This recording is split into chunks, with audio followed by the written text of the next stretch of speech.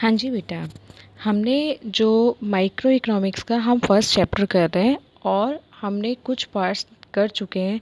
जैसे कि हमने इंट्रोडक्शन जब हमने शुरू किया था तो उसको दो पार्ट्स में डिवाइड किया था, that is micro and macro.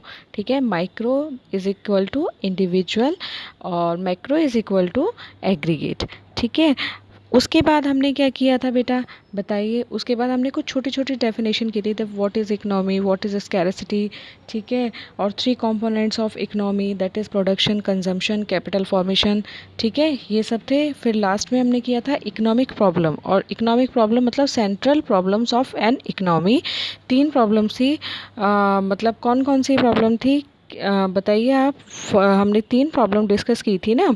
हाँ जी, तो वो तीन जो प्रॉब्लम हमने डिस्कस की थी वो थी what to produce, how to produce and for whom to produce. उसके बाद बेटा हमने फिर से इकोनॉमिक्स पर आए, यानी कि वो थे पूरी हमारी इकोनॉमिक्स के पार्ट माइक्रो एंड मैक्रो। अब हम सिर्फ माइक्रो पढ़ रहे हैं क्योंकि 11th क्लास में माइक्रो है, तो माइक्रो को भी इन्होंने दो पार्ट्स में बेटा डिवाइड किया गया है, that is positive economics and normative economics. ठीक है, मैंने आपको जब क्लास ली थी तो ऑडियो मैसेज के थ्रू बहुत अच्छे से समझा दिया था that what is positive economics and what is normative economics. ठीक है, तो एक छोटा सा हमने ना समझने के तरीके से याद किया था कि हमने एरो लगाया है, present, what is, verified, future, what ought to be और इट कांट बी वेरीफाइड। अब हम इसको एक्सप्लेन करते हैं।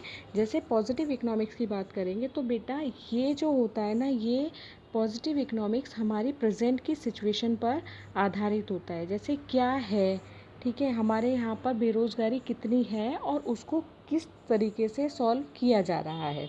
ठीक है, प्रेजेंट का। ठीक है, इसमें बेटा नॉर्मेटिव में जो बात होती है वो फ्यूचर की होती है। जैसे आने वाले 2022 में, ठीक है, 2022 में हमारी जो बेरोज़गारी है वो कितनी % कम हो जाएगी, या बेरोज़गारी को दूर करने के लिए हम क्या क्या स्टेप्स उठाएंगे।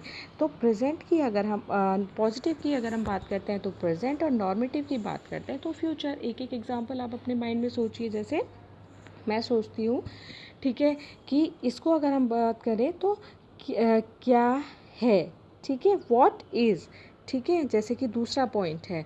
और व्हाट और टू बी मतलब इन हिंदी क्या होना चाहिए। ठीक है बेटा, इसको वेरीफाइड किया जा सकता है और इसको वेरीफाइड नहीं किया जा सकता है। कैसे बता सकते हैं हम इस चीज़ को कि इसको वेरीफाइड किया जा सकता है, उसको वेरीफाइड नहीं किया जा सकता? क्योंकि हम यहाँ प्रेजेंट में जी रहे हैं।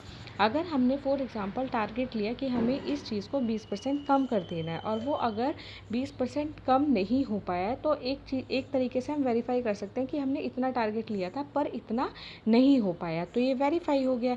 लेकिन इसको कैसे वेरीफाई करोगे, क्योंकि ये तो फ्यूचर की बात कर रहा है। ठीक है, तो इसको वेरीफाई नहीं किया जा सकता। ठीक है बेटा, नेक्स्ट चलते हैं हम। हमने बात की थी आपसे उस वाले टॉपिक पर पीपीसी कर्व की। किसकी बात की थी? पीपीसी कर्व की। इसको मैंने आपसे पहले ही बताया था कि इसको मतलब इसके तीन नाम हैं। पीपीसी यानी कि प्रोडक्शन पॉसिबिलिटी कर्व, दूसरा नाम है पीपीबी यानी कि प्रोडक्शन पॉसिबिलिटी बाउंड्रीज, और थर्ड नाम है पीपीएफ यानी कि प्रोडक्शन पॉसिबिलिटी फ्रंटियर।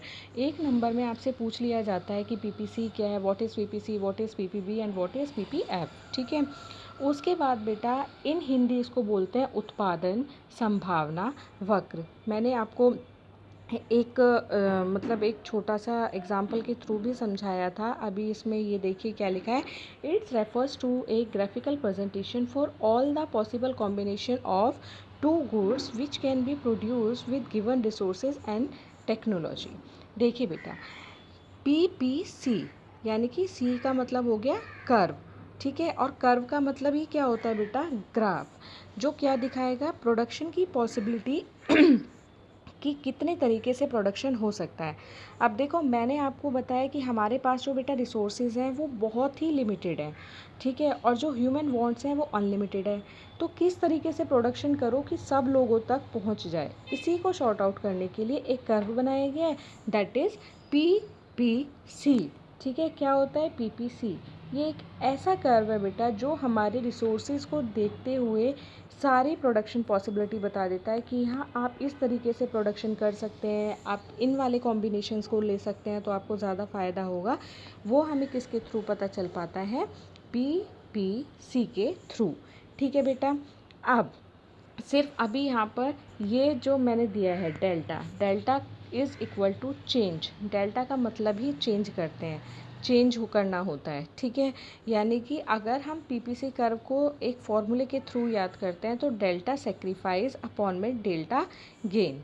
ठीक है, डेल्टा सेक्रीफाइस अपॉन में डेल्टा गेन। कहाँ पर इसका यूज़ होगा वो आगे जब हम कर्व बनाएंगे तब मैं आपको इसको समझाऊंगी कि इसका यूज़ क्या है।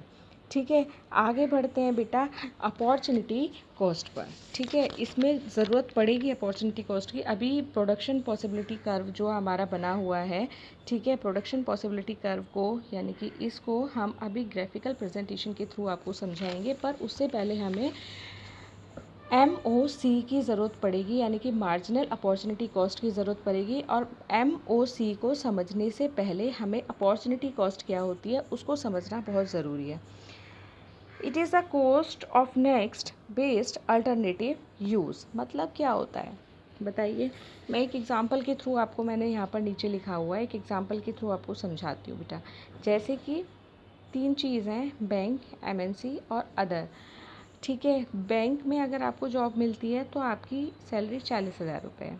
किसी MNC कंपनी में अगर आपकी जॉब लगती है तो आपकी सैलरी 60,000 रुपये है। और किसी अदर में आपकी जॉब लगती है, आप मान लीजिए आपकी सैलरी वहाँ पर 65,000 है। तो आप एज ए ह्यूमन बींग, ठीक है, और जो as a human being wants, ठीक है, मतलब एक मानव की और मानव की आवश्यकताओं को अगर आप ध्यान में रखते हुए सोचेंगे तो आप कौन सा ऑप्शन लेंगे? That is right. ठीक है, क्यों? क्योंकि इसमें सैलरी ज़्यादा है। ठीक है, हमारी आवश्यकताएं असीमित हैं। ठीक है, हमारे पास रिसोर्सेज सीमित होते हैं, तो हम अपनी आवश्यकताओं को पूरा करने के लिए एक ऐसा ऑप्शन लेते हैं जो कि ज़्यादा हमारे लिए प्रॉफिट दे, हमें हमारे लिए ज़्यादा बेनिफिशियल हो।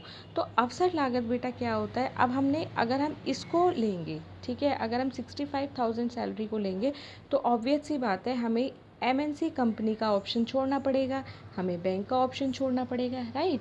तो अवसर लागत इन हिंदी बेटा वही होती है जो किसी को लेने के लिए जो छोड़ी गई है, यानी कि जो अवसर छोड़ा गया है उससे अच्छे को लेने के लिए। ठीक है, यानी कि हमने इसमें अदर को चूज़ किया as compare to MNCs and bank. Clear है बेटा?